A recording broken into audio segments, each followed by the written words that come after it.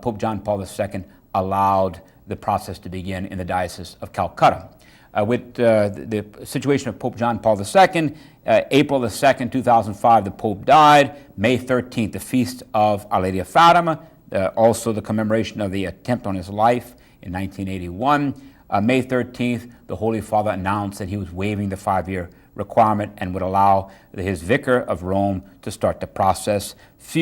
About a month later, June 28th, 2005, at the Lateran Basilica, they swore in the members, the postulator, and those on the commission, the diocesan commission, to begin collecting testimony and collecting his private and public writings for examination to make the initial inquiry. So it has been waived at times with Mother Teresa and Pope John Paul II, but normally 5 years. And that's to allow a consistent, over time, recognition of the holiness of the particular person.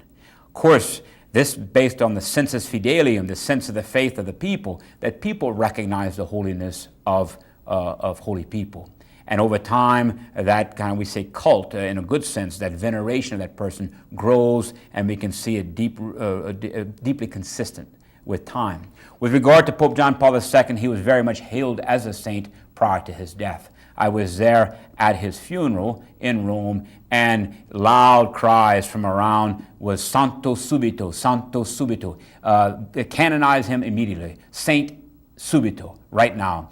And of course, this was just an attestation of already that veneration of the lay faithful.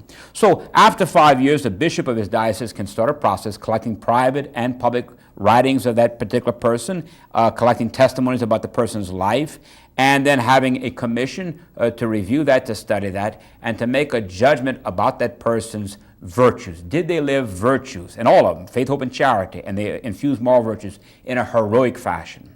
They make their judgment, they send that to Rome, to the Congregation for Saints.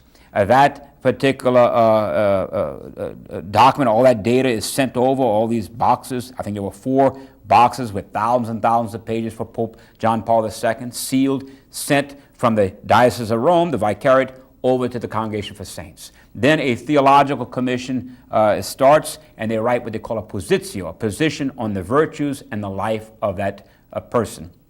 At that particular point, they go through and they'll write maybe a 2,000-page document on the 7 virtues, 3 theological virtues, the infused moral virtues, with chapters and about their life. And then that commission makes a judgment, reviewing that positio, whether or not they lived heroic virtue. They vote on it. If it's affirmative, it goes to the Congregation for Saints. They review it, vote on it. If it's affirmative, it goes to the Pope. And then the Pope, if it's affirmative, he makes a decision to give a decree on the heroic virtues of that particular individual. Then the person is called a servant of God, like the servant of God, Blessed Teresa of Calcutta, the servant of God, John Paul II. At that particular point, then they need a miracle to go forward for beatification. So there's just an attentiveness throughout the church of miracles attributed to that particular servant of God. And when a miracle that seems to be well documented, clear, is recognized in a particular diocese, then a process is started in that diocese. So, for example, in France, this nun who was cured of Parkinson, the miracle that was used for the beatification of Pope John Paul II, that particular diocese, the bishop starts a commission there, and he has a medical commission, scientific commission, as well as a theological, and they have to establish that it is not a scientific explanation for the cure of this person, that it's immediate, that it's persistent, that it's well documented. And then the theological commission comes to analyze whether or not it's a true miracle, means caused by God and not by any other force, evil force of some sort, and also that it was attributed to the intercession of this particular servant of God. And so that takes time, and sometimes you have to go through 2 or 3 miracles before that's established. If that's done, they vote on it, it's presented to the Congregation for Saints, and if they vote on it, it goes to the Pope, and once the Pope approves that miracle by decree, then the person can be beatified. When the person is beatified, they're normally given, it's not an infallible act, and often that's done by the congregation, the prefect for the congregation who calls the saints. So the Holy Father, Pope Benedict, really made an exception in his policy by beatifying John Paul II. That is done, and then another miracle is needed in order to proceed with canonization. And that is an infallible act done by the Pope himself, and then that person is given universal veneration throughout the church, public veneration. Whereas for beatified, it is normally restricted to a particular diocese, particular religious institute, or country. Next time we'll get into looking at the moral teaching of the church, particularly the Ten Commandments. Thank you, Father Champagne. Coming up next, in a conversation with Bishop Michael Jarrell, Monsignor Richard Green interviews Bishop Jarrell about John Jay's study about safe environment for children. Good morning. Thank you for having us into your home for another conversation with the Bishop of Lafayette, Bishop Michael Jarrell. Bishop, again, as always, thanks for being with us. Thank you. It's good to be here. Last month, the John Jay College of Criminal Justice published a report on sexual abuse of minors by Catholic priests and deacons. This has been widely reported in the media. And so, Bishop, can you give us some background on this report? Right. First thing is that this report was commissioned by the United States Conference of Catholic Bishops. And the background is in 2002, the bishops tried to address this problem in a comprehensive manner. And I think people remember that at that time, the American bishops adopted the Charter for the Protection of Young People, of Children and Young People. And in this charter, it did a number of things, and I'll have to simplify, but it did commission two different studies. First was a nature and scope. In other words, the problem of sexual abuse, let's get some numbers. They looked for data. And they asked the diocese to provide data on accusations from 1950 to 2002, a period covering 52 years. This had never been done in any institution in the world. And the church cooperated in this to provide the raw data from which the experts could make conclusions. And John Jay College applied for and undertook this important survey work, and it was completed in 2004. So that has been published for 7 years now. That was the first, nature and scope of the abuse problem.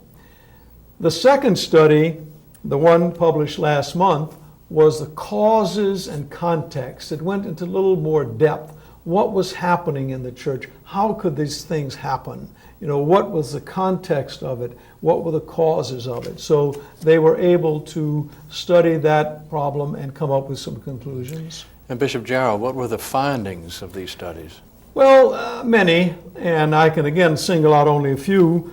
One of the most prominent things that turned out is that this was an historical problem. Most of the cases of abuse of minors occurred between the years 1965 and 1985. You remember the data covered the years from 1950 to 2002. And if you plotted it on a graph, there was a spike from 65 to 85, and then it leveled out again.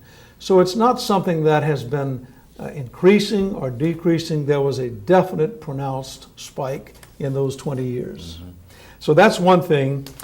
Another thing that came up is that the best way to protect children is to create a safe environment. Now, those words, safe environment, have become part of our daily operation. It includes things like criminal background checks, like we have for teachers in all our schools in Louisiana. Well, now we do that for all priests and deacons, all priests who are coming into the diocese, and all of our lay employees who work with children in any way. We do those criminal background checks. And of course, as you can imagine, 99.5% of them come up negative. Once in a while, there is something that appears. It may be abuse of a minor or some other questionable thing, and it does give us a level of safety. But also part of our safe environment is the education program. There's an initial training period done for anyone working with children and all priests and deacons, telling us about the nature of abuse of minors and what we can look for in children that might be signs of abuse, and what we should do if a child tells us they're being abused. All sorts of things that it's helpful for people who work with children to know, and what they have to watch out for, and how they're responsible for children under their care, and how they have to monitor them and supervise them. So all of these things are covered in our education, which is annual. It's ongoing to keep this problem in everyone's mind. And I would add the education too is offered to parents of children in our schools and our religion programs, and elements of it to our children as well, age appropriate, of course, depending on what age they are. So all of these educational efforts are ongoing. This is all part of a good, safe environment program. So getting back to the study, they also found that sexual abuse of minors is a human problem that all of society must guard against. Now, these are people who are professionals in investigating these particular problems, and it's very clear to them that this is not a Catholic Church problem, or a priest problem, or a deacon problem, or teacher problem. It is something that is a societal problem. And one day, or I think we see it more and more, people are interested in how, as a society, we can make our world safer for our children. Well, Bishop, most of the abuses as reported are from 1965 to 1985. Does the report say why at that time? Yeah. This is a very interesting aspect. And first of all, it was correlation with societal factors. That is what they found. There was at that time a breakdown in sexual rules, crime rose, drug abuse rose. They talked about a societal disregard for restrictive norms. The sexual revolution, all sorts of behavioral norms were out. It was part of that general cultural phenomenon. Okay, and Bishop, the report also debunked some myths about sexual abuse in the church. What are some of those myths? Well, one myth is that a large percentage of priests abuse children. They figured it was about 4% only, which is comparable to the general population. It is not a priest problem. So another myth was that abuse is a Catholic Church problem. It is not limited or especially highlighted in the Catholic Church. It is among all groups and society. And third, abolishing celibacy, some think, would solve the problem. The findings here was that celibacy does not affect the abuse of minors. Okay, Bishop, a final word. What about here, locally in the diocese? I think we simply want to assure people that we are making all efforts toward a safe environment for our young people. And on our diocesan website, diolaf.org, there is a place called Safe Environment, and we urge people to check it out. Thank you, Bishop Gerald and Monsignor Green. Join us next week for another conversation with Bishop Michael Gerald, for What It Means to Be Catholic with Father Michael Champagne, and Trista Littell has an interview with Father Nathan Como, a newly ordained priest. We hope you've enjoyed our program because it is produced for you.